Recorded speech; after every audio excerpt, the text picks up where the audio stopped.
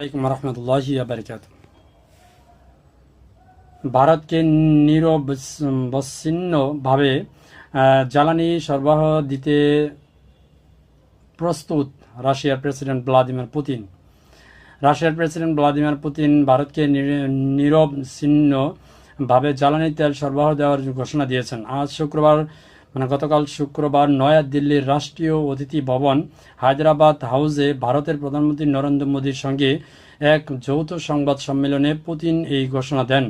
এর আগে তারা দ্বিপক্ষীয় বৈঠক করেন। সংবাদ সম্মেলনের শুরুতে উষ্ণ অভ্যর্থনার জন্য ভারতের রাষ্ট্রপতি দ্রৌপদী মুর্মু ও প্রধানমন্ত্রীকে মোদীকে ধন্যবাদ জানান পুতিন। এরপর মোদীর সঙ্গে দ্বিপক্ষীয় বৈঠক সম্পর্কে পুতিন বলেন, আমাদের মধ্যে গঠনমূলক এবং বন্ধুত্বপূর্ণ পরিবেশে আলোচনা হয়েছে। বিভিন্ন প্রয়োজনে আমরা নিয়মিত পূর্ণলাভ করি।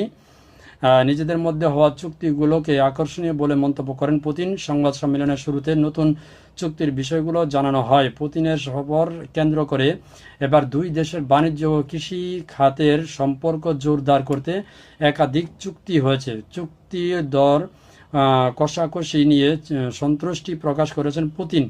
দুই দেশের বাণিজ্য নিজেদের জাতীয় মুদ্রার ব্যবহার বাড়ান নিয়ে সন্তুষ্টি প্রকাশ করেন তিনি।